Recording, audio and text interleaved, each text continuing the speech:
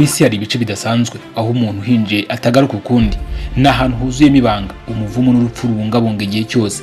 None se uramutse uhawe amahirwe yo kuhagenda, wagira ubutwari bwo kuhatera intambwe ya mbere? Twebwe abantu twagerageje kugaragaza buri ruhande rw'isi. Twazamutse ku misozi miremire, tumanuka mu ndiba y'inyanja ndetse tunakandagira ku kwezi. Ariko nubwo bimeze bityo, hari ahantu ku isi hakiri uduce umuntu atageramo na rimwe. Aho hantu ni ah'ubwoba, ibanga rikomeye ndetse n'aho kwinjira bihabujijwe ku buryo uwahagerageza ashobora kutagaruka ukundi. Uyu munsi turakubwira ahantu 10 h'igitangaza n'iteka ry'akataraboneka, ku buryo gusanga hariho ari inzozi mbi gusa. Kandi numara kumva aha kane ushobora gutungurwa bikomeye cyane. Mbaye ikaze muri uru rugendo rwuzuyemo ubwoba.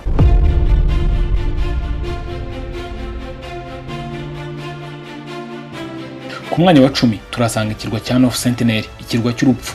Niba wibwira ko muri isi y'iterambere nta hantu hahari hatigeze hagerwaho n'umuntu, uribeshya cyane.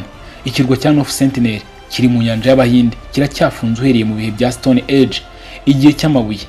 Abasangwa butaka b'iki kirwa bitwa abasantineles. Bafunze imiryango ku bantu bo hanze kandi bica umuntu wese ugerageza ngo abasange. Mu mwaka wa 2006 abashumba b'abarobyi bagerageje kwegera hafi aho. Abo basangwa butaka bahise babiciraho nta no kubanza kubaburira. Nubwo igisirikare cy'Ubuhinde cyagerageje kugarura imibiri yabo hifashishijwe kajugujugu, nacyo cyatewe imyambi n'amacumu n'abo basangwa butaka. Uyu muryango ukomeje kwanga kuvugana n'umuntu wari we wese. Imibereho yabo iracyari nk'iy'imyaka ibihumbi ishize. Niyo mpamvu leta y'Ubuhinde yahakoreye itegeko rikomeye ribuza umunyamahanga n'undi wari we wese kuhinjira. Ku mwanya wa 9 turasanga Snake Island, ni ikirwa cy'inzoka. Intambwe imwe gusa ku kirwa biba ari ugupfa nta kabuza. Abantu benshi batinya inzoka, ariko kuri iki kirwa icyo cyo bagihinduka ukuri. Giherereye hafi y'inkengero za Brazil, kikaba gifatwa nk'ahantu h'akataraboneka ibihe byose ku isi. Hari inzoka zirenga 4000 zifite uburozi bukaze cyane. Harimo iyitwa Golden Lance Viper, ari nayo mbi kurusha izindi zose. Uburozi bwayo bushobora gushongesha inyama z'umuntu bukazizimanganya burundu. Izi nzoka kandi zibonwa hano honyine ku isi nta handi. Leta ya Brazil yashyizeho amabwiriza akomeye abuza gusura iki kirwa. Ni abahanga mu nzoka n'abashakashatsi gusa bemererwa kuhasura mu buryo bwihariye kandi burinzwe. Ariko ikibazo gihari, kuki izi nzoka ari nyinshi cyane hano gusa? Ese kuba zarahafungiwe byatumye zigira uburozi bukaze cyane kugira ngo zigire ibyo zirinda? Abaturage bo hafi yaho bavuga ko ari ikirwa cyavumwe. Inkuru za kera zivuga ko abambuzi bahisha ubutunzi hanyuma bakakira inzoka babifashijwemo n'ubusangiriro bw'amayobera kugira ngo ziburinde. Icyo ukuri gishobora kuba kitazwi, ariko ikizwi neza ni kimwe: ukandagiye kuri iki kirwa uba wiyemeje kwinjira mu rupfu. Ku mwanya wa 8 turasanga Area 51 cyangwa se Zone 50, ikigo kibanga kitiriwe cy'ibivejuru. Niba hari ahantu ku isi hafatwa nk'ayigitangaza kandi hibanga rikomeye, ni Area 51 cyangwa se Zone 50. Giherereye mu butayu bwa Nevada muri Leta Zunze Ubumwe za Amerika. Iki kigo cya gisirikare kimaze imyaka myinshi kizwiho guhererezwamo ibanga ryerekeye ibiremwa biturutse ku yindi mibumbe bizwi nka aliens, indege z'udushya ndetse n'ibizamini by'ubwiru bikomeye. Hari abemeza ko imirambo y'ibivejuru n'indege zabyo z'udushya tudasanzwe, ibyo bita spacecraft, bigirwa ubushakashatsi muri iki kigo.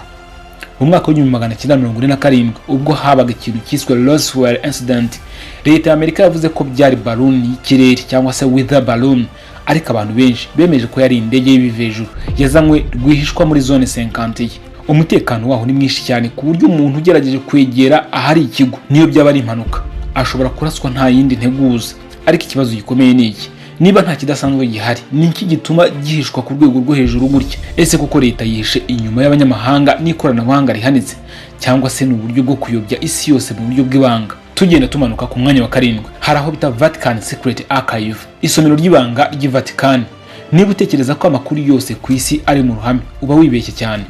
Isomero ry'ibanga ry'i Vatican ni ahantu hahishe inyandiko zimwe mu zihambaye ku isi kandi zidakenerwa n'umuntu wari we wese. Iri somero ribitse inyandiko z'ibihe by'amabuye kugeza mu kinyejana cyashize, ariko abatoranyijwe gusa nibo bemererwa kwinjira aha hantu. Iri somero riri mu mujyi wa Vatican, rikaba rifunze burundu ku bantu basanzwe. Abashakashatsi bake ndetse n'abihaye Imana nibo bonyine bemererwa, kandi bagomba gukurikiza amategeko akomeye cyane. Bivugwa ko harimo inyandiko z'ingenzi cyane zerekeye Yesu Kristo n'ubuzima bwe, ndetse n'amakuru ajyanye n'ibiremwa bidasanzwe bijya bisura uyu mubumbe dutuye mu ibanga rikomeye bizwi nka aliens. Ikindi kidasanzwe nuko harimo ibitabo byera bya kera cyane kandi by'agaciro kadasanzwe ku isi yose, ariko nta numwe wemerewe kubireba. Abayobozi ba Vatican ntibigeze batangaza byinshi kuri iri somero, kandi umutekano waryo urakomeye cyane ku buryo nta numwe ushobora gutahura ibihishemo. Ku mwanya wa gatandatu hari Dark Energy Temple, ni urusengero rw'amayobera ntawe ushobora kurugeramo. Bivuga ko uru rusengero rushe mu mpinga zitarimo umuntu z'imisozi ya Himalaya, ariko aho rwubatse neza ntihigeze hamenyekana. Bivuga ko rwashinzwe n'imbaraga zitazwi ibinyuranyo by'imyaka ibihumbi ishize, kandi ngo uhinjira ntagaruka ukundi. Hari abemera ko uru rusengero rufitanye isano n'indi si cyangwa indi ntera y'igihe, aho umuntu atabasha kongera kugaruka. Abasenyeri, abihaye Imana ndetse n'abashakashatsi benshi bagerageje kurushaka, bamwe barazimira burundu, abandi bagaruka bafite ubwenge buhungabanye. Ese koko uru rusengero rufitanye isano n'imbaraga zidasanzwe z'ikirenga cyangwa ni inkuru z'amayobera gusa? Conspiracy theories ni kimwe mu bibazo bikomeye by'ibihe byose bitigeze bisubizwa. Ku mwanya wa gatanu turasanga Island of Dead, ikirwa cy'abapfuye. Ku isi hari ibirwa byinshi bizwiho amateka akomeye, ariko hari iby'amateka yabyo ateye ubwoba ku buryo nta muntu ubasha kubisura. Ikirwa cy'abapfuye kiri hafi y'inkengero za Argentine. Iki kirwa kizwiho ibituro bya kera cyane, imivugo y'umwuka w'abazimu ndetse n'ijwi ry'amayobera ryumvikana mu gicuku. Habonetse kandi imibiri y'amagufwa atangaje n'imyambaro yo mu myaka amagana ishize. Ikindi kidasanzwe, imiyaga ihahora igira imyitwarire idasanzwe, kandi bamwe bavuga ko bumva amahwemo y'amajwi y'umwuka mu gicuku. Iki kirwa ntikigeze gifungurirwa ba mukerarugendo.